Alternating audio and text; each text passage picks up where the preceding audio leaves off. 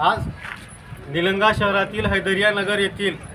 अवैध दारू विक्री बंद करण्यात यावी याविषयी उपविभागीय अधिकारी यांना निलंगा शहरातील सर्व राजकीय पक्ष, सर्व सामाजिक संघटना व शहरातील नागरिकांमार्फत निवेदन देऊन मागणी करण्यात आलेली आहे।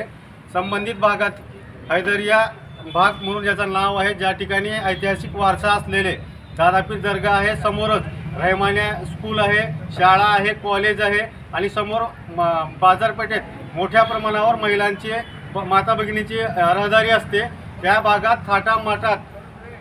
राजेरोसपणे अवैधरित्या देशी दारू विकणे, हातभट्टी, ताडी अशा प्रकारची दारू विकायचे प्रकार चालू आहेत आणि ते तात्काळ येत्या 15 तारखेपर्यंत जर कायमस्वरूपी बंद नाही झाले आणि संबंधित लोकांवर गुन्हे दाखल नाही झाले तर येणाऱ्या 16 तारखेला याचा निषेध म्हणून सर्व राजकीय पक्ष, संघटना व आम्ही सर्वांच्या तर्फे नाविलाज निलंगा पोलीस स्टेशन समोर दारू विक्री करण्यात येईल असा इशारा आम्ही स्पष्ट दिलेला आहे। येत्या 15 तारखेपर्यंत आमच्या मागण्या मान्य नाही झाल्यास 16 तारखेला 100% आंदोलन करण्यात येईल।